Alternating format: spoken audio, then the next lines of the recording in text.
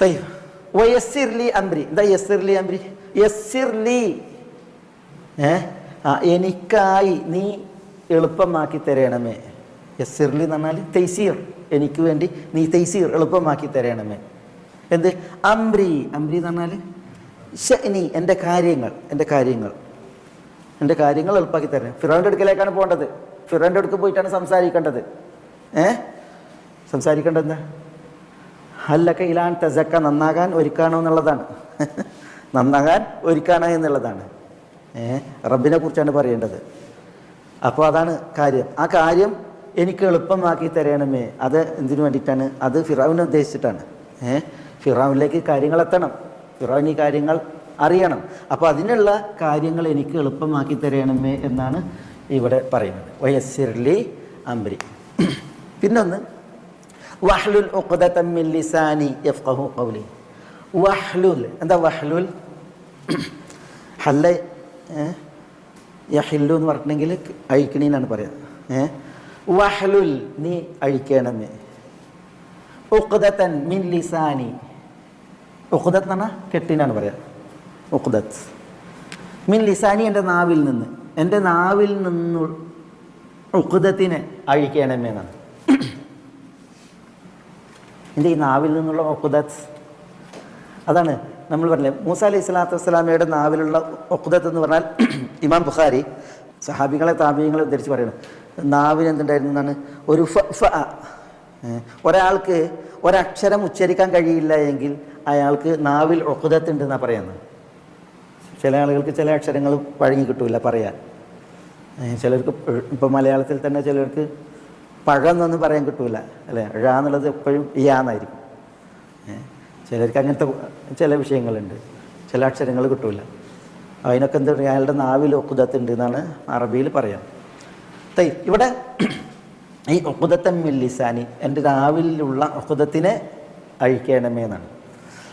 ഉഖ്ദത്ത് എന്ന് പറഞ്ഞാൽ ശരിക്കും നമ്മൾ ഈ കെട്ടിടുന്നീനാണ് പറയുക. മൻ അഖദ ഉഖ്ദതൻ, വല്ലവരും നൂലിൽ ഉഖ്ദത്ത് കെട്ട് തീർത്താൽ, സുമ്മ നഫഖ ഫിഹ, എന്നിട്ട് ആ കെട്ടിൽ ഊതിയാൽ, ഫഖദ് സഹർ, അവൻ സിഹർ ചെയ്തു എന്ന് നബി സ്വല്ലല്ലാഹു അലൈഹി വസല്ലം തങ്ങൾ പറഞ്ഞു. അത് സിഹ്റാ പറഞ്ഞു, നൂലിൽ ഊതി കെട്ടണ്. അതിന് ഉഖ്ദത്ത് എന്നാണ് പറഞ്ഞത്.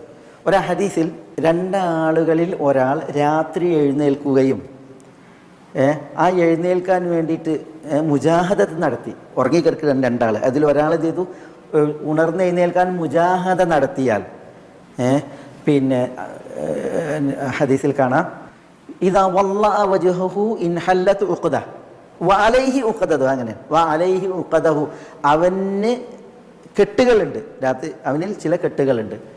അവൻ ഇദാ വദ്ദഅ വജ്ഹഹു, അവൻ്റെ മുഖം, ഇദാ വദ്ദഅ യദൈഹി, കൈ കഴുകിയാൽ ഇൻഹല്ലത് ഉഖ്ദ, ഒരു കെട്ടഴിഞ്ഞു. വഇദാ വദ്ദഅ വജ്ഹഹു, മുഖം കഴുകിയാൽ ഇൻഹല്ലത് ഉഖ്ദ, മറ്റൊരു കെട്ടഴിഞ്ഞു. വഇദാ മസഹ റഅസഹു, അവൻ തല തടവിയാൽ ഇൻഹല്ലത് ഉഖ്ദ, അവൻ്റെ ഒരു കെട്ടഴിഞ്ഞു. പിന്നെ വഇദാ വദ്ദഅ റിജ്ലൈഹി, കാല് കഴുകിയാൽ ഇൻഹല്ലത് ഉഖ്ദ, അവൻ്റെ ഒരു കെട്ടഴിഞ്ഞു. എന്നിട്ട് റസൂൽ സ്വല്ലല്ലാഹു അലൈഹി വസല്ലം തങ്ങൾ പറയാണ്, അവന് നിസ്കരിക്കുകയായാൽ അല്ലാഹു സുബ്ഹാനഹു വ തആല ഹിജാബിന് പിന്നിലുള്ളവരോട് പറയുന്നതാണ്, മലക്കുകളോട് പറയും, എൻ്റെ ദാസനെ നോക്കൂ, എന്നോട് പിന്നെ ദുആ ചെയ്യാൻ, അല്ലെങ്കിൽ എനിക്ക് നമസ്കരിക്കാൻ വേണ്ടിയിട്ട് അവൻ മുജാഹദ നടത്തി, സാഹസപ്പെട്ടു, അതുകൊണ്ട് ഫലഹു മാ സഅൽ, അവൻ ചോദിക്കുന്നതൊക്കെ അവനുണ്ടാകും എന്ന് പറയുന്ന ഒരു സംഭവമുണ്ട്. അവിടെ ആ ഹദീസിൽ പിന്നെ ഇൻഹല്ലത്ത് ഉഖ്ദ, ഒന്ന് ചെയ്യുമ്പോൾ, മുഖം കഴുകുമ്പോൾ, കൈ കഴുകുമ്പോൾ, കാല് കഴുകുമ്പോൾ, തല തടവുമ്പോഴൊക്കെ ഇൻഹല്ലത്ത് ഉഖ്ദ, കെട്ടുകൾ ഓരോന്നഴിയും എന്ന് പറയുന്ന ഒരു ഹദീസുണ്ട്. അതേപോലെ തന്നെ മറ്റൊരു ഹദീസിൽ ഇപ്പം യഖിദു ഷൈത്താനു അലാ ഖാഫിയത്തി അഹദിക്കും നടത്തില്ല, അതായത് ഉറങ്ങാൻ കിടക്കുമ്പോൾ ഷൈത്താൻ ഒരാളുടെ പെരടിയിൽ കെട്ട് തീർക്കും. എന്നിട്ട് എന്ത് ചെയ്യും? ഓരോ കെട്ടിൻ്റെ സന്ദർഭത്തിലും പറയുന്നതാണ്, അലൈക നൗമുൻ തവീൽ, കുറേയേറെ ഉറങ്ങാൻ സമയമുണ്ട്, ഉറങ്ങിക്കോ എന്നിട്ട് ഷൈത്താൻ എന്ത് ചെയ്യും? ആളെ കിടത്തും എന്നുള്ളതാണ്. പക്ഷേ ഒരാൾ ഉറങ്ങി അള്ളാഹ്ക്ക് ദിക്ർ ചൊല്ലിയാൽ ഇൻഹല്ലത്ത് ഉഖ്ദ, ഒരു കെട്ടഴിയും. പിന്നെ വുദു ചെയ്തിട്ടുണ്ടെങ്കിൽ ഒരു കെട്ടഴിയും. പിന്നെ നിസ്കരിച്ചാൽ 3 കെട്ടാണ് ഷൈത്താൻ തീർക്കുക, ആ 3 കെട്ടും തീരും. പിന്നെ അയാൾ പ്രഭാതത്തിൽ നഷീത്തായിട്ട്, ഉന്മേഷവാനായിട്ട് ഉണരും. അതേപോലെ തന്നെ ധാരാളം ഹൈറുകൾ നേടും എന്നൊക്കെ പറഞ്ഞിട്ട് പിന്നെ ഹദീസ് കാണാം. അതല്ല, ഇനി ഒരാൾ ചെയ്തു, പിന്നെ ഉറങ്ങി എഴുന്നേറ്റില്ല, നിസ്കാരമില്ല, വുദുവില്ല, ഒന്നുമില്ല, ദിക്റുമില്ല, കിടന്ന് എഴുന്നേൽക്കുമ്പോൾ ഖബീസൻ